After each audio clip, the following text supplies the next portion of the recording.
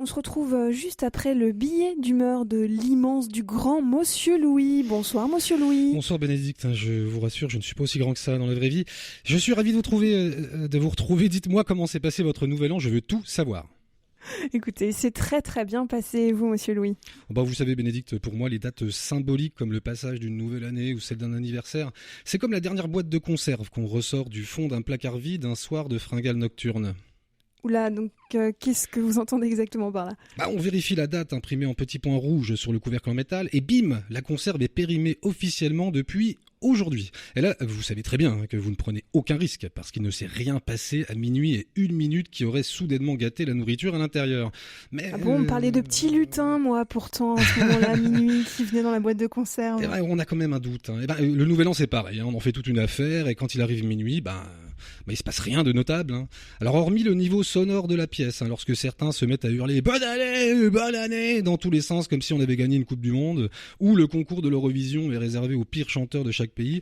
D'ailleurs, si je puis me permettre, je trouve qu'on gagnerait à commencer les premières secondes d'un nouveau cycle par quelque chose de plus harmonieux, parce qu'après, faudra pas s'étonner que le reste de l'année ressemble à une longue gueule de bois. Bon, sur ce coup-là, Monsieur Louis, je vous trouve quand même un petit peu négatif. Vous n'aimez donc pas les fêtes de fin d'année ? Si, moi j'aime bien l'idée que l'humanité célèbre dans la joie le tour complet de sa planète autour de son astre. Quelque part, une fois dans l'année, on lève les yeux au ciel et nous sommes tous astronogeeks. Mais je trouve pas ça super bien foutu. Alors déjà, pourquoi faire ça à minuit ? Et je dis pas ça parce que je vieillis un peu, mais c'est surtout pas pratique. Moi, j'aurais mis ça vers 18h30, comme ça tout le monde quitte le boulot en fin d'après-midi, on se retrouve pour l'apéro, on commence par se souhaiter la bonne année tout de suite, quand on est encore sobre, tout le monde chanterait un peu plus juste. On n'attendrait pas jusqu'à minuit pour pouvoir rentrer chez soi, car on aurait déjà répondu au dernier texto avant le début de l'épisode de Colombo sur TV Braise. C'est vrai que cet horaire met de côté par exemple les enfants ou encore les personnes les plus âgées qui, elles, ne peuvent pas veiller si tard pour fêter l'événement. Voilà, exactement Bénédicte. C'est une mesure discriminatoire. Et je ne dis pas ça parce que je suis un grand fan de Colombo. Avec ma mère, que j'embrasse au passage. Et puis si on parlait de la personne qui a eu le choix dans la date du Nouvel An. Non, parce que le type qui a décidé que dans les pays occidentaux de l'hémisphère nord, on fêterait ça en plein hiver et qu'on devait préparer la soirée de l'année en sortant les pneus neige plutôt que les barbecues. C'était quoi son projet ? Parce que avant-hier matin, alors je suis parti tout fébrile, les yeux mi-fermés, mi-clos, à la chasse d'une boulangerie ouverte un 1er janvier, et il était clair à la vue des regards moqueurs des passants en t-shirt par 14 degrés sous un grand soleil que je m'étais bien trop habillé.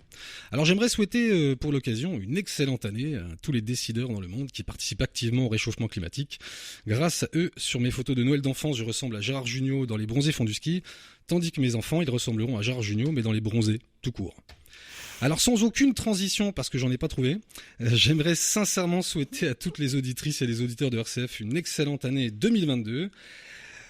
Mais on a déjà dit ça l'année dernière, et l'année d'avant, et je veux pas qu'on vienne me demander des comptes si finalement l'année est pourrie.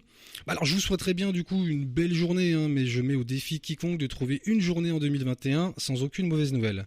Alors je vais me contenter de vous souhaiter une très belle heure en la compagnie de Bénédicte Bossard durant le 18-19.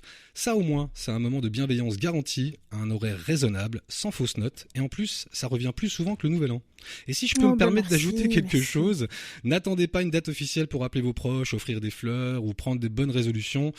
Alors je vous souhaite de faire de n'importe quel jour de 2022 le premier jour du reste de votre vie. Mais nous, on vous envoie plein de cœurs radiophoniques, Monsieur Louis. Merci beaucoup, et puis un gros bisou à votre maman. Merci.